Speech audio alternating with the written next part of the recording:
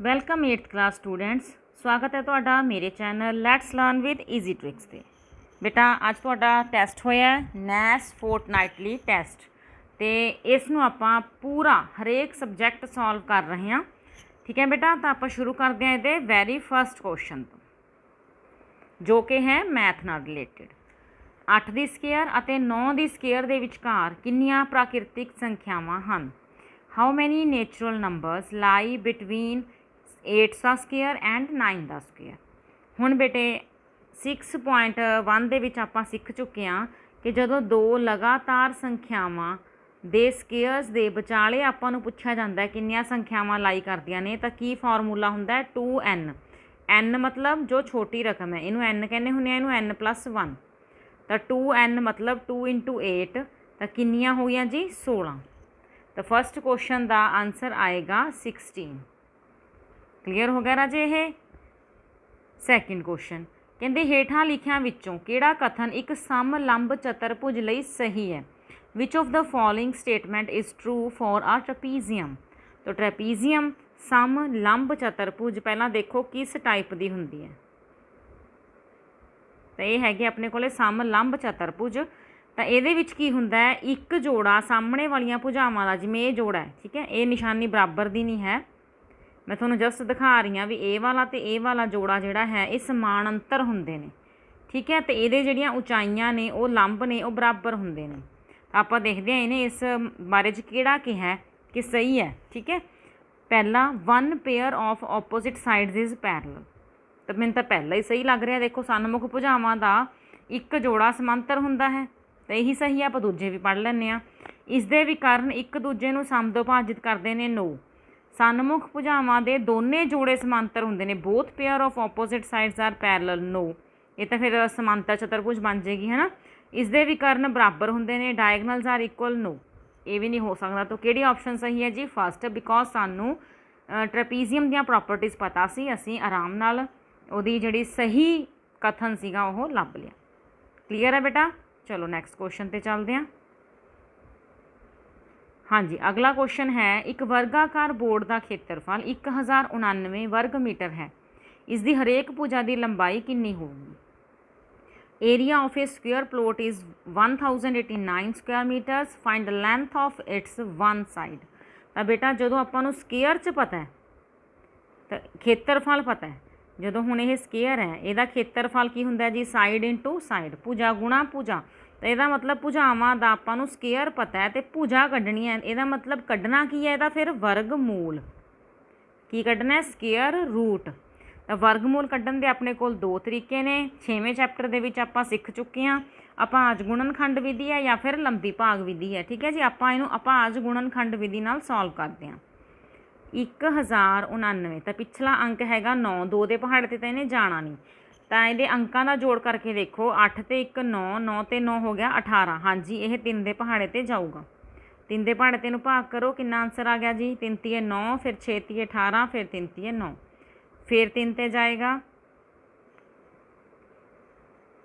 ਹਾਂਜੀ 121, 121 ਕਿਹੜੇ ਪਹਾੜੇ 'ਤੇ ਆਉਂਦਾ ਹੁੰਦਾ ਹੈ? 11 'ਤੇ। ਫਿਰ 11 'ਤੇ ਜਾਏਗਾ। ਦੋ ਪੇਅਰ ਬਣ ਗਏ ਆਪਣੇ ਕੋਲ, ਇੱਕ 11 ਦਾ, ਇੱਕ 3 ਦਾ।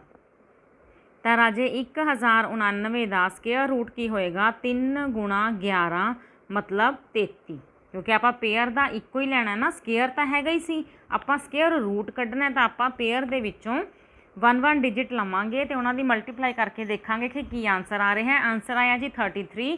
ਤਾਂ 33 × 33 ਹੀ 1089 ਹੁੰਦਾ। 33 × 33 ਹੀ 1099 ਹੁੰਦਾ। ਤਾਂ ਆਪਣੇ ਕੋਲ ਆਂਸਰ ਆ ਗਿਆ ਜੀ ਇਹਦਾ ਸੀ, 33 ਮੀਟਰ। ਸਮਝ ਆ ਗਿਆ ਬੇਟਾ ਇਹ? ਚਲੋ ਨੈਕਸਟ ਕੁਐਸਚਨ 'ਤੇ ਚੱਲਦੇ ਹਾਂ। ਹਾਂਜੀ, ਇਹ ਪਾਈ ਚਾਰਟ ਦਾ ਕੁਐਸਚਨ ਹੈ। ਕਹਿੰਦੇ ਗੋਲ ਨਕਸ਼ੇ ਵਿੱਚ ਇੱਕ ਸਕੂਲ ਵਿੱਚ ਵਿਦਿਆਰਥੀਆਂ ਦੇ ਆਉਣ ਦੇ ਤਰੀਕਿਆਂ ਦੀ ਪ੍ਰਤੀਸ਼ਤ ਦਰਸਾਈ ਗਈ ਹੈ। ਜੇਕਰ ਸਕੂਲ ਵਿੱਚ 124 ਵਿਦਿਆਰਥੀ ਸਾਈਕਲ 'ਤੇ ਆਉਂਦੇ ਨੇ, ਦੇਖੋ ਸਾਈਕਲ ਵਾਲਾ ਖਾਨਾ ਕਿੱਥੇ ਹੈ? ਤਾਂ ਸਾਈਕਲ ਵਾਲਾ ਖਾਨਾ ਇਹ ਸੀਗਾ। ਇਹਦੇ ਵਿੱਚ ਉਹਨੇ ਟੋਟਲ ਆਪਾਂ ਨੂੰ ਦੱਸਤਾ ਕਿ ਕਿੰਨੇ ਬੱਚੇ ਆਉਂਦੇ ਨੇ ਸਾਈਕਲਾਂ 'ਤੇ, 124। ਤਾਂ ਪੈਦਲ ਆਉਣ ਵਾਲੇ ਵਿਦਿਆਰਥੀਆਂ ਦੀ ਗਿਣਤੀ ਕਿੰਨੀ ਹੈ? ਆਹ ਵਾਲੀ ਗਿਣਤੀ ਆਪਾਂ ਨੂੰ ਪੁੱਛੀ ਹੈ, ਇਹ ਵਾਲੀ, ਕਿ ਪੈਦਲ ਕਿੰਨੇ ਵਿਦਿਆਰਥੀ ਆਉਂਦੇ ਨੇ। ਤਾਂ ਬੇਟਾ ਜੀ ਇੰਗਲਿਸ਼ ਦੇ ਵਿੱਚ ਵੀ ਸਟੇਟਮੈਂਟ ਪੜ੍ਹ ਦਿੰਦੀ ਹਾਂ ਮੈਂ। In the given pie chart the percentage of the students who use different modes to come to school has been represented if 124 students come to school by cycle then find the number of students who come to school by walking। ਤਾਂ ਬੇਟਾ ਆਪਾਂ ਨੂੰ ਇਹ ਪਤਾ ਹੈ ਕਿ ਪੂਰਾ ਜਿਹੜਾ ਪਾਈ ਚਾਰਟ ਹੈ ਇਹਦੇ ਵਿੱਚ ਸਾਰੇ ਦੇ ਸਾਰੇ ਬੱਚਿਆਂ ਦਾ ਡਾਟਾ ਹੈ, ਤਾਂ ਉਹ ਸਾਰੇ ਦੇ ਸਾਰੇ ਆਪਾਂ ਕਿੰਨੇ ਮੰਨ ਲਓ x, ਤਾਂ ਉਹਦਾ ਸਿਰਫ ਆ 20% ਹੈ ਜਿਹੜਾ 20% ਆਫ x ਆਪਾਂ ਨੂੰ ਦਿੱਤਾ ਹੋਇਆ 124, ਕਿਉਂਕਿ ਉਹਨੇ ਕਿਹਾ ਸਾਈਕਲ ਚਲਾਉਣ ਵਾਲੇ ਬੱਚੇ ਕਿੰਨੇ ਨੇ 124। ਤਾਂ ਬੇਟੇ ਉਹ ਪੂਰੇ ਇਸ ਪੂਰੇ ਸਾਈਡ ਜਿੰਨੇ ਵੀ ਇਹਦੇ ਵਿੱਚ ਬੱਚੇ ਆਉਂਦੇ ਨੇ ਉਹਨੂੰ ਆਪਾਂ x ਮੰਨ ਲਿਆ, ਉਹਦਾ ਸਿਰਫ 20% ਹਿੱਸਾ ਹੀ 124 ਨੇ। ਮੇਰੀ ਗੱਲ ਕਲੀਅਰ ਹੋ ਗਈ? ਤੈਨੂੰ ਆਪਾਂ ਕਿਵੇਂ ਲਿਖਾਂਗੇ? 20% of x is equal to 124। ਇਹਨੂੰ ਸੋਲਵ ਕਰ ਲਓ। 20% ਦਾ ਮਤਲਬ 20/100, ਆਫ ਦਾ ਮਤਲਬ ਇੰਟੂ x ਇਕੁਅਲ ਟੂ 124। 20 ਦੇ ਨਾਲ 100 ਕੱਟ ਜਾਂਦਾ ਬੇਟਾ, 5 ਆ ਗਿਆ, ਤਾਂ x ਬਰਾਬਰ ਕਿੰਨਾ ਆਏਗਾ 124 ਗੁਣਾ 5, ਕਿਉਂਕਿ ਇਹ ਕ੍ਰੋਸ ਮਲਟੀਪਲਾਈ ਹੋ ਜਾਏਗਾ। 124 ਨੂੰ ਰਾਜੇ ਆਪਾਂ 5 ਨਾਲ ਗੁਣਾ ਕਰਾਂਗੇ ਤਾਂ ਆਨਸਰ ਆਊਗਾ 620। ਪਰ ਇੱਥੇ ਹੀ ਆਪਾਂ ਆਨਸਰ ਨਹੀਂ ਲਗਾ ਦੇਣਾ, x ਕੀ ਹੈ ਟੋਟਲ ਸਟੂਡੈਂਟਸ ਆਏ ਨੇ ਆਪਣੇ ਕੋਲ, ਜਿੰਨੇ ਇਸ ਪੂਰੇ ਪਾਈ ਚਾਰਟ ਦੇ ਵਿੱਚ ਨੇ ਉਹ ਗਿਣਤੀ ਆਈ ਹੈ। ਹੁਣ ਆਪਾਂ ਕਿਹੜੀ ਕੱਢਣੀ ਹੈ? ਪੈਦਲ ਵਾਲਿਆਂ ਦੀ। ਤਾਂ ਪੈਦਲ ਕਿੰਨੇ ਨੇ 40%, ਤਾਂ ਹੁਣ ਟੋਟਲ ਦਾ 40% ਕੱਢ ਲਓ, ਆਪਣੇ ਕੋਲੇ ਪੈਦਲ ਵਾਲੇ ਬੰਦੇ ਆ ਜਾਣਗੇ ਬੱਚੇ। ਦੇਖੋ 1 0 ਇਹਦੇ ਨਾਲ ਕੱਟ ਗਈ, 1 0 ਇਹਦੇ ਨਾਲ ਕੱਟ ਗਈ, ਆਪਣੇ ਕੋਲ ਰਹਿ ਗਿਆ 62 ਗੁਣਾ 4। ਤੇ ਜਦੋਂ 62 ਨੂੰ ਬੇਟਾ 4 ਨਾਲ ਮਲਟੀਪਲਾਈ ਕਰੋਗੇ ਤਾਂ ਆਪਣੇ ਕੋਲ ਆਨਸਰ ਆਏਗਾ ਜੀ 248। ਕਲੀਅਰ ਹੋ ਗਈ ਗੱਲ? x ਕੀ ਸੀ? ਕੁੱਲ ਬੱਚੇ, ਤਾਂ ਕੁੱਲ ਬੱਚਿਆਂ ਦਾ ਆਪਾਂ 40% ਕੱਢਿਆ ਤਾਂ ਪੈਦਲ ਵਾਲੇ ਬੱਚਿਆਂ ਦਾ ਜਿਹੜਾ ਪੋਰਸ਼ਨ ਸੀ ਉਹ ਪਤਾ ਲੱਗ ਗਿਆ। ਤਾਂ ਇਹਦਾ ਸਹੀ ਆਨਸਰ ਕਿੰਨਾ ਆਇਆ ਰਾਜੇ 248। ਕਲੀਅਰ ਹੋ ਗਿਆ ਕੁਐਸਚਨ ਇਹ? 5th ਕੁਐਸਚਨ ਦੇਖੋ, ਕਹਿੰਦੇ ਹੇਠਾਂ ਲਿਖਿਆਂ ਵਿੱਚੋਂ ਕਿਹੜਾ ਕਥਨ ਗਲਤ ਹੈ? Which of the following statement is false? Cube of any odd number is an odd number. ਕਹਿੰਦੇ ਜੇ ਕਿਸੇ ਟਾਂਕ ਸੰਖਿਆ ਦਾ ਘਣ ਕਰਦੇ ਹਾਂ ਤਾਂ ਟਾਂਕ ਸੰਖਿਆ ਹੁੰਦੀ ਹੈ। ਤਾਂ ਦੇਖੋ ਟਾਂਕ ਸੰਖਿਆ ਸੋਚ ਕੇ ਦੇਖ ਲਓ, ਜੇ 1 ਸੋਚਦੇ ਹਾਂ ਤਾਂ ਇਹਦਾ ਘਣ 1 ਹੋਊਗਾ। ਅਗਲੀ ਟਾਂਕ ਸੰਖਿਆ 3 ਸੋਚਦੇ ਹਾਂ ਤਾਂ 3 ਤੀਏ 9 ਤੀਆ 27, ਇਹ ਵੀ ਟਾਂਕ ਹੈ। ਅਗਲੀ 1 ਸੋਚ ਲਓ ਤਾਂ 5 ਦੀ ਘਾਤ 3 125। ਤਾਂ ਇਹ ਤਾਂ ਬੇਟਾ ਮਤਲਬ ਠੀਕ ਆ ਰਿਹਾ। ਕਿਸੇ ਟਾਂਕ ਸੰਖਿਆ ਦਾ ਜਿਹੜਾ ਘਣ ਹੈ ਇੱਕ ਟਾਂਕ ਸੰਖਿਆ ਹੁੰਦੀ ਹੈ, ਠੀਕ ਹੈ। ਇੱਕ ਪੂਰਨ ਘਣ 2 ਸਿਫਰਾਂ 'ਤੇ ਖਤਮ ਨਹੀਂ ਹੁੰਦਾ। ਤਾਂ ਪੂਰਨ ਘਣ ਬੇਟੇ ਜਿਵੇਂ ਹੁਣ 1000 ਹੈ, ਇਹ ਪੂਰਨ ਘਣ ਹੈ 10 ਦੀ ਘਾਤ 3, ਤਾਂ ਇਹ ਕਹਿੰਦੇ ਵੀ ਕਦੇ ਵੀ 2 ਸਿਫਰਾਂ 'ਤੇ ਖਤਮ ਨਹੀਂ ਹੁੰਦਾ, ਤਾਂ 2 'ਤੇ ਤਾਂ ਹੋਣਾ ਵੀ ਨਹੀਂ, ਠੀਕ ਹੈ। 3 ਹੋਊਗਾ ਜਾਂ 3 ਦਾ ਮਲਟੀਪਲ ਹੋਊਗਾ, ਤਾਂ ਇਹ ਵੀ ਆਪਣੇ ਕੋਲ ਨਹੀਂ ਆਊਗਾ ਆਪਸ਼ਨ। ਅਗਲਾ ਕੀ ਹੈ? 1 ਅੰਕ ਵਾਲੀ ਸੰਖਿਆ ਦਾ ਘਣ 1 ਅੰਕ ਵਾਲੀ ਸੰਖਿਆ ਹੋ ਸਕਦੀ ਹੈ। ਹਾਂਜੀ ਇਹ ਵੀ ਹੋ ਸਕਦੀ ਹੈ। ਦੇਖੋ 1 ਦਾ ਕਿਊਬ ਕੀਤਾ ਤਾਂ ਇੱਕੋ ਹੀ ਆਇਆ, 2 ਦਾ ਕਿਊਬ ਕੀਤਾ ਤਾਂ 1 8 ਹੀ ਆਇਆ, 1 ਅੰਕ ਵਾਲੀ ਸੰਖਿਆ ਹੀ ਆ ਰਹੀ ਹੈ, ਤਾਂ ਇਹ ਵੀ ਗਲਤ ਨਹੀਂ ਲੱਗ ਰਿਹਾ। ਚਲੋ ਲਾਸਟ ਪੜ੍ਹਦੇ ਹਾਂ। ਇਸ ਤਰ੍ਹਾਂ ਦਾ ਕੋਈ ਪੂਰਨ ਘਣ ਨਹੀਂ ਹੁੰਦਾ ਕਹਿੰਦੇ ਜਿਹੜਾ 3 'ਤੇ ਖਤਮ ਹੋ ਜਾਵੇ। There is no perfect cube which ends with 3। ਹਾਂਜੀ ਇਹੀ ਗਲਤ ਹੈ, ਇਹ ਕਥਨ ਗਲਤ ਹੈ। ਕਹਿੰਦੇ ਇਸ ਤਰ੍ਹਾਂ ਦਾ ਕੋਈ ਪੂਰਨ ਘਣ ਹੁੰਦਾ ਹੀ ਨਹੀਂ। ਹੁੰਦਾ ਹੈ ਬੇਟੇ, ਜਦੋਂ ਆਪਾਂ 1 ਤੋਂ ਲੈ ਕੇ ਕਿਊਬ ਲਿਖਣੇ ਸ਼ੁਰੂ ਕਰਦੇ ਹਾਂ ਤਾਂ ਆਪਣੇ ਕੋਲ ਇੱਕ ਸੰਖਿਆ ਆਉਂਦੀ ਹੈ 7 ਦਾ ਕਿਊਬ। ਜਦੋਂ 7 ਦਾ ਕਿਊਬ ਕਰਦੇ ਹਾਂ ਤਾਂ ਉਹ ਆਨਸਰ ਆਉਂਦਾ ਰਾਜੇ 343। ਤਾਂ ਇਹ ਸੰਖਿਆ ਕਿਹਦੇ 'ਤੇ ਖਤਮ ਹੋਈ ਹੈ? ਦੇਖੋ 3 'ਤੇ। ਇਹ ਕਹਿ ਰਿਹਾ ਹੈ ਕਿ ਇਸ ਤਰ੍ਹਾਂ ਦੀ ਕੋਈ ਸੰਖਿਆ ਹੀ ਨਹੀਂ ਹੁੰਦੀ ਜਿਹੜੀ 3 'ਤੇ ਖਤਮ ਹੋ ਜਾਵੇ, ਤਾਂ ਇਹਦਾ ਮਤਲਬ ਇਹੀ ਵਾਲਾ ਕਥਨ ਜਿਹੜਾ ਹੈ ਉਹ ਗਲਤ ਹੈ। ਇਹ ਸੀਗੇ 5 ਕੁਐਸਚਨ ਬੇਟਾ ਤੁਹਾਡੇ ਮੈਥ ਦੇ। ਹੁਣ ਹੈਗੇ ਨੇ ਸਾਇੰਸ ਦੇ। ਪਹਿਲਾ ਕੁਐਸਚਨ ਦੇਖੋ, ਜੇ ਮਨੁੱਖ ਦੀਆਂ ਲੱਤਾਂ ਹਨ, ਮੱਛੀਆਂ ਦੇ ਖੰਭ ਹਨ, ਤਾਂ ਅਮੀਬਾ ਦੇ ਕੀ ਹਨ? If human has legs and fish has wings then amoeba has.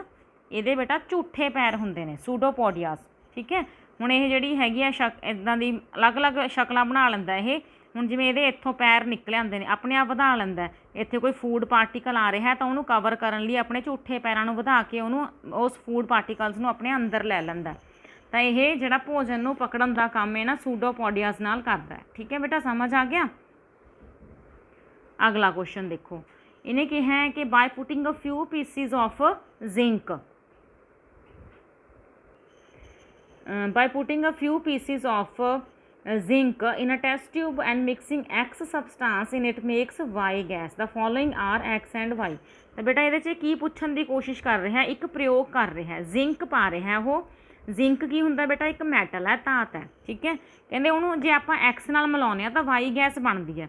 ਹੁਣ ਪਹਿਲੇ 'ਚ ਦੇਖੋ, ਜੇ ਤੇਜ਼ਾਬ ਨਾਲ ਮਿਲਾਉਂਦੇ ਹਾਂ ਤਾਂ ਸਲਫਰ ਡਾਈਆਕਸਾਈਡ ਗੈਸ ਬਣਦੀ ਹੈ। ਨੋ, ਅਸੀਂ ਪੜ੍ਹ ਚੁੱਕੇ ਹਾਂ ਸੈਕਿੰਡ ਆਪਣੀ ਲੈਸਨ ਦੇ ਵਿੱਚ। ਖਾਰ 'ਚ ਪਾਉਂਦੇ ਹਾਂ ਅਤੇ ਕਾਰਬਨ ਡਾਈਆਕਸਾਈਡ ਗੈਸ, ਨੋ, ਖਾਰ 'ਚ ਪਾ ਕੇ ਕਾਰਬਨ ਡਾਈਆਕਸਾਈਡ ਗੈਸ ਨਹੀਂ ਬਣਦੀ, ਖਾਰ 'ਚ ਪਾ ਕੇ ਆਕਸੀਜਨ ਗੈਸ ਵੀ ਨਹੀਂ ਇਹਦੇ ਨਾਲ ਬਣ ਸਕਦੀ। ਤਾਂ ਕਿਹੜਾ ਆਊਗਾ ਬੇਟਾ? ਤੇਜ਼ਾਬ ਅਤੇ ਹਾਈਡਰੋਜਨ ਗੈਸ। ਜਦੋਂ ਆਪਾਂ ਜ਼ਿੰਕ ਯਾਨੀ ਕਿ ZN ਦੀ ਐਸਿਡ, ਕਿਸੇ ਵੀ ਐਸਿਡ ਦੇ ਨਾਲ ਕਿਰਿਆ ਕਰਵਾਉਂਦੇ ਹਾਂ ਤਾਂ ਆਪਣੇ ਕੋਲ ਜਿਹੜੀ ਗੈਸ ਇਵੋਲਵ ਹੁੰਦੀ ਹੈ ਉਹ ਹਾਈਡਰੋਜਨ ਗੈਸ ਹੁੰਦੀ ਹੈ ਬੇਟਾ। ਠੀਕ ਹੈ, ਕਲੀਅਰ ਹੋ ਗਈ ਗੱਲ ਤੁਹਾਨੂੰ? ਅਗਲਾ ਕੁਐਸਚਨ ਦੇਖੋ, ਦੁੱਧ ਨੂੰ ਪਾਸਚੀਕ੍ਰਿਤ ਕਰਨ ਲਈ ਕਿੰਨੇ ਤਾਪਮਾਨ ਤੱਕ ਗਰਮ ਕੀਤਾ ਜਾਂਦਾ ਹੈ? At which temperature pasteurization of milk is done? ਤਾਂ ਬੇਟਾ ਇਹ ਕੁਐਸਚਨ ਦੇ ਨਾ ਡਿਫਰੈਂਟ ਆਨਸਰਸ ਹੋ ਸਕਦੇ ਨੇ, ਕਿਉਂਕਿ ਜਿਹੜਾ ਪੈਸਚਰਾਈਜੇਸ਼ਨ ਹੈ ਉਹਦਾ ਕਰਨ ਦਾ ਕਈ ਢੰਗ ਨੇ। ਹੁਣ ਇੱਕ ਢੰਗ ਤਾਂ ਦੇਖੋ ਇਹ ਹੈ ਕਿ 63 ਡਿਗਰੀ ਸੈਲਸੀਅਸ ਤੱਕ ਇਹਨੂੰ ਹਾਫ ਐਨ ਆਰ ਲਈ ਮਤਲਬ 30 ਮਿੰਟਸ ਲਈ ਗਰਮ ਕਰੋ। ਇੱਕ ਢੰਗ ਇਹ ਹੈ ਕਿ ਇਹਨੂੰ 72 ਡਿਗਰੀ ਸੈਲਸੀਅਸ 'ਤੇ ਗਰਮ ਕਰੋ ਓਨਲੀ ਫॉर 15 ਸੈਕਿੰਡਸ, ਫਿਰ ਉਹਨੂੰ ਇੱਕਦਮ ਠੰਡਾ ਕਰ ਲਓ। ਠੀਕ ਹੈ, ਤਾਂ ਹੁਣ ਇਹਨਾਂ ਦੋਨਾਂ ਆਨਸਰਾਂ ਦੇ ਵਿੱਚੋਂ ਕਿਹੜੇ ਦੇ ਨਾਲ ਇਹ ਜ਼ਿਆਦਾ ਮਿਲਦਾ ਜੁਲਦਾ ਜਾਂ 70 ਨਾਲ, ਕਿਉਂਕਿ 10, 20 ਅਤੇ 100 ਤਾਂ ਕਾਫੀ ਦੂਰ ਚਲੇ ਗਏ। ਤਾਂ ਆਪਾਂ ਇਹਦਾ ਆਨਸਰ ਲਗਾਵਾਂਗੇ 70 ਡਿਗਰੀ ਸੀ। ਤਾਂ ਪਹਿਲਾਂ ਇਹ ਸੋਚੋ ਪੈਸਚਰਾਈਜੇਸ਼ਨ ਆਫ ਮਿਲਕ ਹੁੰਦਾ ਕੀ ਹੈ? ਤਾਂ ਰਾਜੇ ਇਹਦੇ ਵਿੱਚ ਦੁੱਧ ਨੂੰ ਪਹਿਲਾਂ ਇੱਕਦਮ ਗਰਮ ਕੀਤਾ ਜਾਂਦਾ ਹੈ, ਫਿਰ ਠੰਡਾ ਕੀਤਾ ਜਾਂਦਾ ਹੈ। ਕਿਉਂ? ਕਿਉਂਕਿ ਇਹਦੇ ਵਿੱਚੋਂ ਜਿਹੜੇ ਹਾਨੀਕਾਰਕ ਬੈਕਟੀਰੀਆ ਨੇ ਉਹ ਸਾਰੇ ਖਤਮ ਹੋ ਜਾਣ ਅਤੇ ਦੁੱਧ ਹੈ ਜਿਹੜਾ ਉਹ ਸ਼ੁੱਧ ਹੋ ਜਾਵੇ। ਨੈਕਸਟ ਕੁਐਸਚਨ 9th, ਗੁਰਪ੍ਰੀਤ, ਚਲੋ ਆਪਾਂ ਇੰਗਲਿਸ਼ 'ਚ ਪੜ੍ਹਦੇ ਹਾਂ, ਨਾਲ ਪੰਜਾਬੀ ਕਰੀ ਜਾਵਾਂਗੇ। Gurpreet's father is a farmer, ਕਿਸਾਨ ਨੇ ਉਹਦੇ ਪਿਤਾ ਜੀ। He has sown paddy crop in his fields, ਉਹਨਾਂ ਨੇ ਖੇਤਾਂ ਵਿੱਚ ਚਾਵਲ ਦੀ ਫਸਲ ਬੀਜੀ ਹੈ। Gurpreet knows that paddy is a kharif crop, Gurpreet ਨੂੰ ਪਤਾ ਹੈ ਕਿ ਜਿਹੜੀ ਪੈਡੀ ਹੈ, ਜੀਰੀ ਹੈ, ਉਹ ਖਰੀਫ ਕਰੋਪ ਹੈ। But he wants to know during which months of the year kharif crops are cultivated, ਤਾਂ ਇਹ ਜਾਣਨਾ ਚਾਹੁੰਦਾ ਹੈ ਕਿ ਸਾਲ ਦੇ ਕਿਹੜੇ ਮਹੀਨਿਆਂ ਦੇ ਵਿੱਚ ਇਹ ਖਰੀਫ ਕਰੋਪਸ ਬੀਜੀਆਂ ਜਾਂਦੀਆਂ ਨੇ। Do you know the answer? ਕੀ ਤੁਹਾਨੂੰ ਪਤਾ ਹੈ ਆਨਸਰ? ਤਾਂ ਦੇਖੋ ਬੇਟਾ, ਹੁਣ ਤੁਹਾਨੂੰ ਸਾਰਿਆਂ ਨੂੰ ਪਤਾ ਹੈ ਨਾ, ਜੀਰੀ ਕਿਹੜੇ ਮਹੀਨਿਆਂ 'ਚ ਬੀਜੀ ਜਾਂਦੀ ਹੈ ਜੀ? ਜੂਨ ਜੁਲਾਈ ਤੋਂ ਸ਼ੁਰੂ ਹੁੰਦਾ ਹੈ ਨਾ, ਜੂਨ 'ਚ ਬੀਜ ਲੈਂਦੇ ਨੇ ਜੁਲਾਈ ਦੇ ਵਿੱਚ, ਅਤੇ ਉਹਦੀ ਕਟਿੰਗ ਕਦੋਂ ਹੁੰਦੀ ਹੈ? ਸੈਪਟੰਬਰ ਜਾਂ ਅਕਤੂਬਰ ਤੱਕ। ਤਾਂ ਕਿਹੜੀ ਆਪਸ਼ਨ ਆਪਾਂ ਨੂੰ ਸਹੀ ਦਿਖ ਰਹੀ ਹੈ ਜੀ? Second option. ਇਹ ਤਾਂ ਸੌਖਾ ਕੁਐਸਚਨ ਸੀ, ਹੈ ਨਾ ਜੀ। ਨੈਕਸਟ 10th ਕੁਐਸਚਨ,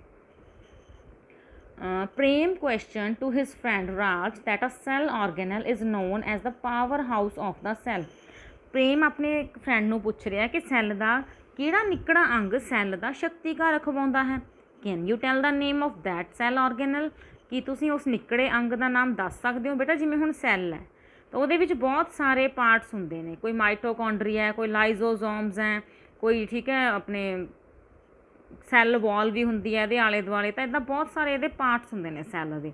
ਤਾਂ ਇਹਦੇ ਵਿੱਚ ਇੱਕ ਖਾਸ ਚੀਜ਼ ਹੁੰਦੀ ਹੈ ਮਾਈਟੋਕੌਂਡਰੀਆ, ਉਹਨੂੰ ਆਪਾਂ ਸੈੱਲ ਦਾ ਪਾਵਰ ਹਾਊਸ ਕਹਿੰਦੇ ਹਾਂ। ਅਤੇ ਮਤਲਬ ਸੈੱਲ ਨੂੰ ਇਹਦੇ ਤੋਂ ਐਨਰਜੀ ਮਿਲਦੀ ਹੈ। ਤਾਂ that is power house of cell ਜਿਹੜਾ ਹੈਗਾ ਉਹਨੂੰ ਆਪਾਂ ਨਾਮ ਦੇਣਾ ਬੇਟਾ ਮਾਈਟੋਕੌਂਡਰੀਆ। ਕਲੀਅਰ ਹੋ ਗਿਆ ਜੀ। ਹੁਣ ਆ ਗਿਆ ਆਪਣੇ ਕੋਲ SST ਦੇ question. Which of the following condition of tribal society was most affected? ਕਹਿੰਦੇ ਕਿਹੜੀ ਜਿਹੜੀ ਟਰਾਈਬਲ ਸੁਸਾਇਟੀ, ਕਬੀਲਿਆਂ ਦਾ ਸਮਾਜ ਸੀ ਜਿਹੜਾ, ਉਹਦੀ ਕਿਹੜੀ ਕੰਡੀਸ਼ਨ ਸਭ ਤੋਂ ਜ਼ਿਆਦਾ ਅਫੈਕਟ ਹੋਈ due to Britishers policies in the 19th century? 19ਵੀਂ ਸਦੀ ਦੇ ਵਿੱਚ ਜਿਹੜੇ ਅੰਗਰੇਜ਼ ਸੀ ਉਹਨਾਂ ਦੀਆਂ ਨੀਤੀਆਂ ਦੇ ਕਾਰਨ ਕਬੀਲਿਆਂ ਦਾ ਜਿਹੜਾ ਸਮਾਜ ਸੀ ਉਹਦੀ ਕਿਹੜੀ ਚੀਜ਼ ਸਭ ਤੋਂ ਜ਼ਿਆਦਾ ਪ੍ਰਭਾਵਿਤ ਹੋਈ? ਤਾਂ ਦੇਖੋ, ਸੋਸ਼ਲ ਕੰਡੀਸ਼ਨ ਨਹੀਂ ਹੋਈ, ਰਿਲੀਜੀਅਸ ਨਹੀਂ ਹੋਈ, ਕਲਚਰਲ ਨਹੀਂ ਹੋਈ। ਸਭ ਤੋਂ ਜ਼ਿਆਦਾ ਅੰਗਰੇਜ਼ਾਂ ਨੇ ਕਿਹੜੀ ਚੀਜ਼ ਦੇ ਉੱਪਰ ਵਾਰ ਕੀਤਾ ਸੀ? ਇਕਨੋਮਿਕ ਕੰਡੀਸ਼ਨ ਦੇ ਉੱਪਰ, ਕਿਉਂਕਿ ਜਿਹੜਾ ਉਹਨਾਂ ਦੇ ਕੋਈ ਹੱਥ ਕਿਰਤਾਂ ਸੀ ਜਾਂ ਉਹਨਾਂ ਦਾ ਕੋਈ ਰੁਜ਼ਗਾਰ ਸੀ ਜਾਂ ਉਹਨਾਂ ਦਾ ਕੋਈ ਵੀ ਕੰਮ ਸੀ, ਅੰਗਰੇਜ਼ਾਂ ਨੇ ਕੀ ਕੀਤਾ? ਆਪਣੀਆਂ ਮਸ਼ੀਨਾਂ ਦੇ ਨਾਲ ਵਧੀਆ ਤਰੀਕੇ ਨਾਲ ਬਣਾਉਣ ਲੱਗ ਗਏ, ਘੱਟ ਕੀਮਤ ਰੱਖਣ ਲੱਗ ਗਏ। ਤਾਂ ਉਹ ਆਰਥਿਕ ਤੌਰ 'ਤੇ ਉਹਨਾਂ ਨੂੰ ਉਹ ਬੈਕ ਚਲੇ ਗਏ। ਜਿਹੜੇ ਕਬਾਇਲੀ ਸਮਾਜ ਸੀ ਸਭ ਤੋਂ ਜ਼ਿਆਦਾ ਸੱਟ ਉਹਨਾਂ ਦੇ ਆਰਥਿਕ ਕੰਡੀਸ਼ਨ, ਮਤਲਬ ਪੈਸੇ ਵਾਲੀ ਜਿਹੜੀ ਉਹਨਾਂ ਦੀ ਇਨਕਮ ਸੀ ਜਾਂ ਇੱਦਾਂ ਕਹਿ ਲਓ ਇਨਕਮ ਸੋਰਸ ਸੀ, ਉਹਦੇ 'ਤੇ ਸਭ ਤੋਂ ਜ਼ਿਆਦਾ ਇਫੈਕਟ ਪਿਆ। ਠੀਕ ਹੈ ਜੀ, ਕਲੀਅਰ ਹੋ ਗਈ ਗੱਲ ਇਹ। 12th question, when did the Britishers set up the first cotton factory in India after the decline of handicraft industries due to their economic policies? ਦੇਖੋ ਇੱਥੇ ਵੀ ਉਹੀ ਗੱਲ ਆਈ ਹੈ, ਕਹਿੰਦੇ ਅੰਗਰੇਜ਼ਾਂ ਨੇ ਭਾਰਤ ਵਿੱਚ ਸੂਤੀ ਕੱਪੜੇ ਦਾ ਪਹਿਲਾ ਕਾਰਖਾਨਾ ਕਦੋਂ ਲਾਇਆ? ਜਦੋਂ ਉਹਨਾਂ ਨੇ ਦੇਖੋ ਹਸਤਕਲਾ, ਭਾਰਤ ਦੀ ਜਿਹੜੀ ਹਸਤਕਲਾ ਦੇ ਉਦਯੋਗ ਸੀ ਉਹਨਾਂ ਦਾ ਖਾਤਮਾ ਹੋ ਚੁੱਕਿਆ ਸੀ। ਉਹਨਾਂ ਦੀਆਂ ਆਰਥਿਕ ਨੀਤੀਆਂ ਇਹੋ ਜਿਹੀਆਂ ਸੀਗੀਆਂ ਕਿ ਭਾਰਤ ਦੇ ਲੋਕ ਜਿਹੜੇ ਹੱਥ ਕਲਾ 'ਚ ਨਿਪੁੰਨ ਸੀ ਉਹਨਾਂ ਦੀਆਂ ਚੀਜ਼ਾਂ ਉਹ ਵਿਕਣੋਂ ਹੀ ਹਟਾਤੀਆਂ ਸੀ। ਠੀਕ ਹੈ, ਤਾਂ ਉਹਨਾਂ ਨੇ ਫਿਰ ਸੂਤੀ ਕੱਪੜੇ ਦਾ ਕਾਰਖਾਨਾ ਲਾਇਆ ਅੰਗਰੇਜ਼ਾਂ ਨੇ ਆਪਣਾ ਖੁਦ। ਉਹ ਕਦੋਂ ਲਗਾਇਆ ਇਹ ਪੁੱਛਿਆ। ਹਾਂਜੀ, ਤਾਂ ਇਹ ਲਗਾਇਆ ਸੀ ਬੇਟਾ 1853 ਈਸਵੀ ਦੇ ਵਿੱਚ। ਤੇ ਤੁਹਾਨੂੰ ਇਹ ਵੀ ਪਤਾ ਹੋਣਾ ਚਾਹੀਦਾ ਕਿ ਲਗਾਇਆ ਕਿੱਥੇ ਸੀ, ਬੰਬਈ ਦੇ ਵਿੱਚ। ਓਕੇ ਜੀ, ਚਲੋ ਜੀ ਨੈਕਸਟ ਕੁਐਸਚਨ। ਹਾਂਜੀ, which ocean is on the left side of the continent shown highlighted in the world map. ਤਾਂ ਕਹਿੰਦੇ ਤੁਹਾਨੂੰ ਇਹ ਵਰਲਡ ਦਾ ਮੈਪ ਦਿਖਾਤਾ ਉਹਨੇ ਪੂਰਾ। ਤਾਂ ਦੱਸੋ, ਕਹਿੰਦੇ ਇਹਦੇ ਵਿੱਚ ਜੋ ਆ ਡਾਰਕ ਕੀਤਾ ਹੋਇਆ ਇਹਦੀ ਲੈਫਟ ਸਾਈਡ 'ਤੇ, ਉਹ ਸੌਰੀ ਜ਼ਿਆਦਾ ਹੀ ਲੈਫਟ ਚਲੇ ਗਏ ਆਪਾਂ, ਹੈ ਨਾ। ਇਹ ਆਪਣੇ ਕੋਲ ਕੰਟੀਨੈਂਟ ਦਿਖਾਇਆ ਹੋਇਆ, ਇਹਦੀ ਲੈਫਟ ਸਾਈਡ 'ਤੇ ਕਹਿੰਦੇ ਆ ਕਿਹੜਾ ਓਸ਼ੀਅਨ ਹੈ। ਹਾਂਜੀ, ਇਹ ਲੱਭਣਾ ਆਪਾਂ। ਤਾਂ ਇਹ ਕਿਹੜਾ ਓਸ਼ੀਅਨ ਹੈ ਬੇਟੇ, ਇਹ ਹੈਗਾ ਪੈਸੀਫਿਕ ਓਸ਼ੀਅਨ। ਕਿਹੜਾ ਬੇਟੇ, ਪੈਸੀਫਿਕ ਓਸ਼ੀਅਨ। ਇਹ ਦੇਖੋ ਇਹਨਾਂ ਦੇ ਏਸ਼ੀਆ ਔਰ ਆਸਟ੍ਰੇਲੀਆ ਦੇ ਵਿਚਾਲੇ ਹੈ। ਇੱਧਰ ਜਿਹੜੇ ਆ ਗਏ ਇਹ America, north America, south America, ਇਹਦੇ ਸੱਜੇ ਪਾਸੇ ਹੈ। ਤਾਂ ਇੰਨਾ ਆਪਾਂ ਯਾਦ ਰੱਖਣਾ ਜੀ। ਕਲੀਅਰ ਹੋ ਗਈ ਗੱਲ। ਅਗਲਾ ਫਿਰ ਨਕਸ਼ੇ ਨਾਲ ਰਿਲੇਟਡ ਕੁਐਸਚਨ ਹੈ। ਕਹਿੰਦੇ ਇਹਨੂੰ ਨਕਸ਼ੇ ਨੂੰ ਧਿਆਨ ਨਾਲ ਵੇਖੋ ਅਤੇ ਦੱਸੋ ਕਿ ਜਿਹੜੇ ਸਥਾਨ ਆ ਬਲੈਕ ਕਰਕੇ ਇਹਨੇ ਦਿਖਾਏ ਨੇ, ਇੱਥੇ ਕਿਹੜਾ ਖਣਿਜ ਸਭ ਤੋਂ ਜ਼ਿਆਦਾ ਮਿਲਦਾ। Look at the world map and find out which mineral is found most in the given places. ਤਾਂ ਦੇਖੋ ਇਹ 'ਚ ਕਿਹੜੇ ਕਿਹੜੇ ਆ, ਆਸਟ੍ਰੇਲੀਆ ਦਾ ਕੁਛ ਹਿੱਸਾ ਹੈ, ਠੀਕ ਹੈ। ਤਾਂ ਆਪਣੇ ਕੋਲੇ ਅਮੈਰੀਕਾ ਦੇ ਵੀ ਕੁਛ ਹਿੱਸੇ ਨੇ ਦੇਖੋ, ਹੈ ਨਾ। ਅਤੇ ਇੱਧਰੋਂ ਆਪਣੇ ਕੋਲ ਅਫਰੀਕਾ 'ਚ ਵੀ ਨੇ ਕੁਛ ਹਿੱਸੇ, ਇੱਧਰੋਂ ਰਸ਼ੀਆ ਦੇ ਵਿੱਚ ਵੀ ਨੇ, ਔਰ ਆਪਣੇ ਕੋਲ ਬ੍ਰਿਟਿਸ਼ ਉਹਦੇ ਵਿੱਚ ਵੀ ਨੇ। ਤਾਂ ਬੇਟੇ ਇੱਥੇ ਸਭ ਤੋਂ ਜ਼ਿਆਦਾ ਕੀ ਮਿਲਦਾ, ਕੋਇਲਾ। ਤਾਂ ਆਪਾਂ ਕੀ ਯਾਦ ਰੱਖਣਾ ਹੈ, ਇਹ ਕਿਹੜੇ ਸਥਾਨ ਨੇ ਜਿੱਥੇ ਸਭ ਤੋਂ ਜ਼ਿਆਦਾ ਮਿਲਦਾ ਕੋਇਲਾ।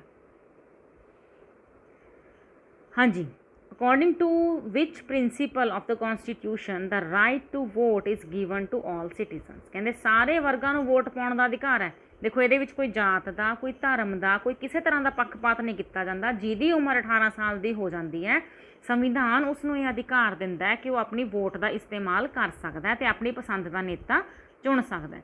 ਤਾਂ ਕਹਿੰਦੇ ਕਿਹੜੇ ਪ੍ਰਿੰਸੀਪਲ ਦੇ ਅੰਡਰ ਹੈ, ਕਿਹੜੇ ਸਿਧਾਂਤ ਦੇ ਅੰਡਰ ਹੈ। ਤਾਂ ਬੇਟਾ ਇਹ ਹੈਗਾ ਜੀ ਰਾਈਟ ਟੂ ਇਕੁਐਲਿਟੀ, ਸਮਾਨਤਾ ਦਾ ਸਿਧਾਂਤ। ਕਿਉਂਕਿ ਆਪਣਾ ਜਿਹੜਾ ਸੰਵਿਧਾਨ ਹੈ ਉਹ ਸਾਰਿਆਂ ਨੂੰ ਸਮਾਨ ਮੰਨਦਾ ਹੈ। ਠੀਕ ਹੈ ਬੇਟਾ, ਸਮਝ ਆ ਗਿਆ। ਲਓ ਜੀ, ਅੱਗੇ ਆਪਣੇ ਕੋਲ ਆ ਗਿਆ ਜੀ ਪੈਰਾ ਪੜ੍ਹ ਕੇ ਆਪਾਂ ਆਨਸਰ ਦੇਣੇ। Read the following time table and answer the questions given below. Ki situation ਦਿੱਤੀ ਹੈ ਦੇਖੋ। ਆਪਾਂ ਥੋੜ੍ਹਾ ਜਿਹਾ ਇਹਨੂੰ ਜ਼ੂਮ ਕਰ ਲਈਏ ਤਾਂ ਕਿ ਤੁਹਾਨੂੰ ਇਹ ਕਲੀਅਰਲੀ ਦਿਖੇ। Mother Jane has prepared a timetable on the daily routine of his child Tom with the assistance of Aunt Jenny। तो एक बेटा मदर है जेन, ਉਹਨੇ ਟਾਈਮ ਟੇਬਲ ਬਣਾਇਆ ਆਪਣੇ ਬੱਚੇ ਟੌਮ ਦਾ ਡੇਲੀ ਰੂਟੀਨ ਦਾ, ਅਤੇ ਉਹਨੇ ਉਹਦੇ ਵਿੱਚ ਅਸਿਸਟੈਂਸ ਮਤਲਬ ਸਹਾਇਤਾ ਕਿਹਦੀ ਲਿੱਤੀ ਹੈ, ਆਂਟ ਜੈਨੀ ਦੀ। ਠੀਕ, ਹੁਣ ਇਹਦੇ ਜਿਹੜਾ ਟਾਈਮ ਟੇਬਲ ਹੈ ਇਹਦੇ ਰਿਲੇਟਿਡ ਆਪਾਂ ਨੂੰ ਕੁਐਸਚਨ ਪੁੱਛੇ ਜਾਣਗੇ। ਤਾਂ ਫਸਟ ਕੁਐਸਚਨ ਦੇਖੋ, how will aunt Jenny provide assistance to mother Jane. ਤਾਂ ਹੁਣੀ ਤਾਂ ਆਪਾਂ ਪੜ੍ਹਿਆ ਕਿ ਆਂਟ ਜੈਨੀ ਨੇ ਕਿਸ ਤਰ੍ਹਾਂ ਹੈਲਪ ਕੀਤੀ ਹੈ, ਉਹਦੀ ਡੇਲੀ ਰੂਟੀਨ ਦਾ ਟਾਈਮ ਟੇਬਲ ਸੈੱਟ ਕਰਨ ਦੇ ਵਿੱਚ। ਤਾਂ ਕਿਹੜੀ ਆਪਸ਼ਨ ਆਊਗੀ, she will help mother Jane in chalking out the time table. ਉਹਨੂੰ ਟਾਈਮ ਟੇਬਲ ਲਿਖਣ ਦੇ ਵਿੱਚ ਹੈਲਪ ਕੀਤੀ ਹੈ। ਓਕੇ ਜੀ, ਅਗਲਾ ਕੁਐਸਚਨ ਦੇਖੋ। ਆਪਾਂ ਨੂੰ ਬਾਰ-ਬਾਰ ਬੈਕ ਆਉਣਾ ਪੈਣਾ ਇਸ ਟੇਬਲ 'ਤੇ। What will be the first subject in the morning for Tom to study. ਤਾਂ ਕਹਿੰਦੇ ਪਹਿਲਾ ਸਬਜੈਕਟ ਕਿਹੜਾ ਰੱਖਿਆ ਜਿਹੜਾ ਟੌਮ ਨੇ ਸਟੱਡੀ ਕਰਨਾ ਹੈ। ਬਿਲਕੁਲ ਸੁਬਾਹ ਚੈੱਕ ਕਰੋ ਜੀ। 6 ਤੋਂ 6:30 ਤਾਂ ਦੇਖੋ ਉਹਦਾ ਵੇਕਿੰਗ ਅਪ ਹੈ, ਉੱਠਣਾ ਹੈ ਅਤੇ ਫਰੈਸ਼ਨ ਅਪ ਹੋਣਾ ਹੈ, ਬਰੱਸ਼ ਵਗੈਰਾ। ਠੀਕ ਹੈ, 6:30 ਤੋਂ 7:30 ਤੱਕ ਉਹਨੇ ਰੈਗੂਲਰ ਐਕਸਰਸਾਈਜ਼ਿਸ ਕਰਨੀਆਂ ਨੇ। 7:30 ਤੋਂ 8:30 ਤੱਕ ਉਹਨੇ ਸਟੱਡੀ ਆਫ ਅਰਿਥਮੈਟਿਕ। ਕੀ ਪੜ੍ਹਨਾ ਹੈ, ਅਰਿਥਮੈਟਿਕ। ਤਾਂ ਦੇਖਦੇ ਹਾਂ ਇਹ ਲਿਖਿਆ ਹੋਇਆ ਸਬਜੈਕਟ ਇੱਥੇ। ਇਹਨੇ ਲਿਖਿਆ social science, mathematics, none of the above. ਤਾਂ ਆਪਾਂ ਨਨ ਆਫ ਦਾ ਅਬਵ ਲਗਾ ਦਾਂਗੇ, ਹੈ ਨਾ। ਪਰ ਤੁਹਾਨੂੰ ਇਹ ਪਤਾ ਹੋਣਾ ਚਾਹੀਦਾ ਹੈ ਕਿ ਜਿਹੜਾ ਅਰਿਥਮੈਟਿਕ ਹੈ is a part of mathematics. ਠੀਕ ਹੈ ਜੀ, ਅਰਿਥਮੈਟਿਕ ਆਪਾਂ ਮੈਥ ਦੇ ਵਿੱਚ ਹੀ ਪੜ੍ਹਦੇ ਹਾਂ। ਤਾਂ ਪਹਿਲਾ ਸਬਜੈਕਟ ਉਹਨੇ ਕਿਹੜਾ ਪੜ੍ਹਨਾ ਜੀ, mathematics. At what time will Tom finish watching morning news as well as his breakfast. ਤਾਂ ਕਹਿੰਦੇ ਕਿਹੜੇ ਟਾਈਮ ਟੌਮ ਮੋਰਨਿੰਗ ਨਿਊਜ਼ ਸੁਣ ਲੇਗਾ ਅਤੇ ਬ੍ਰੇਕਫਾਸਟ ਵੀ ਕਰ ਲੇਗਾ, ਫਿਨਿਸ਼ ਕਰ ਲੇਗਾ। ਫਿਨਿਸ਼ ਤਾਂ ਆਪਾਂ ਦੇਖਦੇ ਹਾਂ ਕਿੱਥੇ ਤੱਕ ਹੈ ਉਹਦਾ ਟਾਈਮ ਟੇਬਲ। ਦੇਖੀਏ ਜੀ, ਬ੍ਰੇਕਫਾਸਟ ਐਂਡ ਮੋਰਨਿੰਗ ਨਿਊਜ਼ ਆਹ ਸੀਗਾ ਇਹਦਾ, ਬ੍ਰੇਕਫਾਸਟ ਐਂਡ ਮੋਰਨਿੰਗ ਨਿਊਜ਼। ਦੇਖੀਏ ਜੀ ਕਿੱਥੇ ਤੱਕ ਹੈ, 8:30 ਤੋਂ 9 ਵਜੇ ਤੱਕ। ਤਾਂ 9 ਵਜੇ ਤੱਕ ਤਾਂ ਉਹਨੂੰ ਫਿਨਿਸ਼ ਕਰਨਾ ਹੀ ਪਏਗਾ ਨਾ, ਕਿਉਂਕਿ 9 ਵਜੇ ਤੱਕ ਦੀ ਉਹ ਟਾਈਮਿੰਗ ਦਿੱਤੀ ਹੈ। ਤਾਂ ਇੱਥੇ ਆਪਾਂ ਕਿਸ ਨੂੰ ਟਿਕ ਕਰਾਂਗੇ ਜੀ, 9। ਓਕੇ, ਸਮਝ ਆ ਗਿਆ ਜੀ। चलो जी अगला question, how much time is given to Tom to study science and social sciences, कितना टाइम देना है टॉम ने अपने साइंस ते सोशल साइंस पढ़न दे लई। चलो जी बैक चलते हैं आप अपने टेबल ते, आ सीगा जी साइंस ते सोशल साइंस पढ़न लई कितना टाइम देना है। चलो जी देखते हैं, उन्हें देना जी 9 तो 11 बजे तक का टाइम, ये वाला हैगा 9 तो 11 बजे तक का टाइम। क्लीयर है जी। तो आप देखते हैं 9 तो 11 बजे तक का टाइम लिखा कि कोई होर तरह लिखा हुआ है। अच्छा इन्हें लिखा हुआ है घंटिया के हिसाब नाल, तो 9 तो 11 का मतलब 2 घंटे। ओके जी समझ आ गया। On which channel can Tom watch educational programmes, किहड़े चैनल ते देखेगा कहते फिर वो प्रोग्राम देखने ने उन्हें एजुकेशनल, किहड़े चैनल ते देखेगा देखते हैं, टेबल कुछ लिखा होया। हाँ जी लिखा होया वॉचिंग एजुकेशनल प्रोग्राम्स ऑन स्वयं प्रभा एंड ज्ञान दर्शन, 2 चैनल लिखे हुए ने, एक तो स्वयं प्रभा है एक ज्ञान दर्शन। देखो इत्थे लिखा होया। ओके आप हुण लभदे हैं आपां नूं किहड़े चैनल दिते ने, आपां नूं दिते हैं बेटा दिव्य दर्शन है नहीं सी, स्वयं प्रभा हैगा सी, ज्ञान दृष्टि नहीं सी, प्रभा दर्शन नो, तो किहड़ा आ जाऊगा स्वयं प्रभा। ओके ये समझ आ गए सारे क्वेश्चन। चलो हुण अपने कोल आ गया पंजाबी का पैरा, पढ़िए जी। विआह तो जे 7 ते 5 डंग ना हो सके तो 3 डंग पहला वटना मलना शुरू हो जाता है। वेड़े विच चौंकी डा के विहांदड़ नूं उस उत्ते बिठा लैंदे हन। विहांदड़ मतलब जिहदा विआह होना बेटा, ठीक है। विहांदड़ दे पैरां दीआं तलियां हेठ कुछ पैसे रख दिंदे हन। सब तो पहला जिस ठूठी विच वटना पा के पहला इसका सुहाग भाग बने रहन वाली लिट नूं छुहाया जाता है, मतलब मत्थे नूं, ठीक है। उस ठूठी विच नैन लई वखरे पैसे पा लए जाते हैं। आंडणा गुआंढणा ते शरीकणा पैसे अते माँ 1 रुपया पाउंदी है।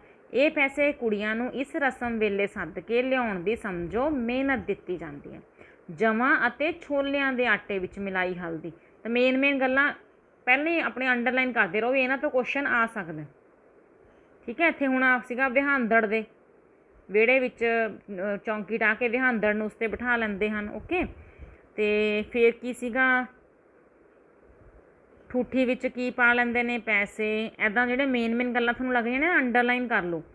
वटने की पहली छो कौन लाउंदा जी, भरजाई। विधवा तो बिना जिहड़ी आम तौर पर इस वेले मूँह भी नहीं दिखाउंदी, सब शरीकणा अपने हत्थां नाल वटना लाउंदियां ने, ते किहदे तो बिना, विधवा तो बिना।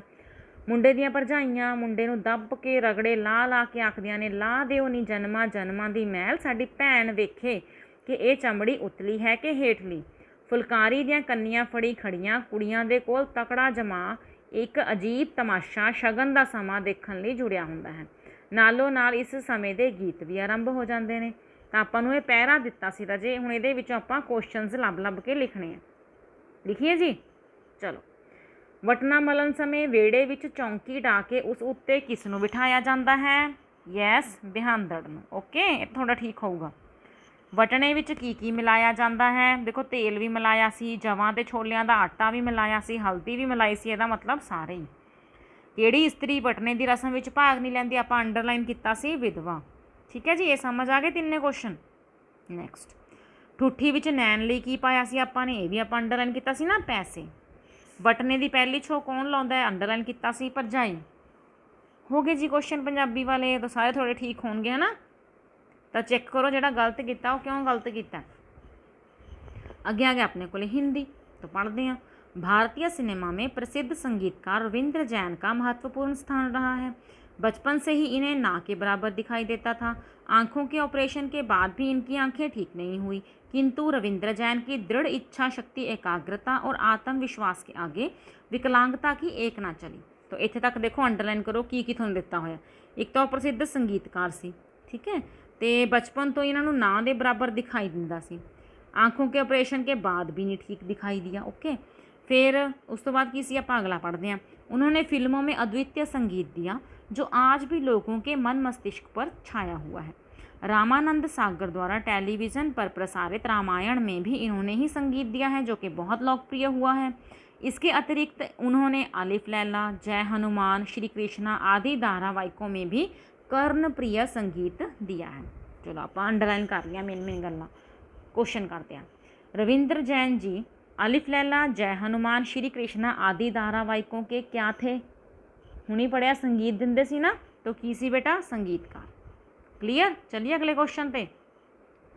रविंद्र जैन जी किस विकलांगता से ग्रस्त थे, मतलब ਉਹਨਾਂ ਵਿੱਚ ਕੀ ਕਮੀ ਸੀਗੀ ਤਾਂ ਉਹ ਦੇਖ ਨਹੀਂ ਸਕਦੇ ਸੀ। बेटा कित्थे लिखिया होया है, बिल्कुल वेरी फर्स्ट ऑप्शन दे विच, वे देख नहीं सकते थे। निम्नलिखित कथनों में से कौन सा कथन सही नहीं है, नहीं वाला लभना है आपा, ठीक है। उन्होंने रामानंद सागर की रामायण में संगीत दिया, ओके है। वे बचपन से ही ना के बराबर देख सकते थे, ओके है, ठीक है। तो आँखों के ऑपरेशन के बाद उन्हें दिखाई देने लगा, वेट इत्थे इन्हें की लिखा सी पैरे दे विच, चलो जी पढ़िए। ऑपरेशन के बाद भी उनकी आँखें ठीक नहीं हुई, और इन्हें की लिखता राजे कि आँखों के ऑपरेशन के बाद उन्हें दिखाई देने लगा, तो केड़ी ऑप्शन गलत है जी, थर्ड ऑप्शन। अगला, रविंद्र, एकाग्रता और लोकप्रिय, ਇਹਦੇ ਵਿੱਚ ਰ ਦੇ किस स्वरूप का प्रयोग होया बेटा, यह पदेन र है, मतलब पैर दे विच पैन वाला रारा, ठीक है। एक रेफ र हुंदा जिहड़ा सिर दे उपर पैंदा, जिवें आपां लिखदे हां गरम करन, ऐदां लिखदे हां ना आपां गर्म, ठीक है। आपां फिर होर कुछ की लिखदे हां नरम, करम, करम भी लिखदे हां आपां ऐदां। तां इह हुंदे ने रेफ र, ते जिहड़े पैर च पैंदे ने पदेन र, ठीक है जी, समझ आ गया। लास्ट क्वेश्चन अज दे पेपर का, मान लीजिए आपका कोई मित्र ऐसा है जिसे आंखों से दिखाई ना देता हो, तो आप उसके जन्मदिन पर कौन सा उपहार देंगे। चलो जी पढ़ते हैं की उपहार देवांगे आप, इन्हां चों किहनूं ऑप्शन नूं टिक करांगे। फर्स्ट, ब्रेल लिपि सीखने की किताब। ब्रेल लिपि किहड़ी हुंदी है बेटा, जिन्हां नूं दिखाई नहीं दिंदा हुंदा ਉਹ इस लिपि दे अपनी लिपि किहड़ी है गुरमुखी है ना, तो ब्रेल लिपि एक लिपि है जिन्हों हत्थां नाल टच करके जो ब्लाइंड लोग होंगे ने, जिन्होंने अखां तो दिखाई नहीं दिंदा, वो ये नाल रीडिंग करते हैं, पढ़ सकते हैं, ठीक है जी। रंगीन चित्रों वाली किताब, दूरबीन, चित्र बनाने के लिए रंग। तो बाकी तीन चीज़ां बेटा जन्मदिन पर उपहार देने लिए बिल्कुल भी योग नहीं हैगियां, तो कि आपां उहनूं गिफ्ट दे सकते हैं ब्रेल लिपि सीखने की किताब। तो बेटा जी ये सीगा तुहाडा अज दा नैस का जिहड़ा पेपर आया सी, मैनूं आस है तुहानूं सारे दे सारे क्वेश्चन बहुत चंगी तरह समझ आ गए होणगे, ठीक है बेटा जी। तो वीडियो नूं एंड तक देखना, तो जे पसंद आ गई होवे तो लाइक ज़रूर कर देना, जे हाले तक मेरा चैनल सबसक्राइब नहीं किया तो सबसक्राइब कर देना। बाय बच्चे।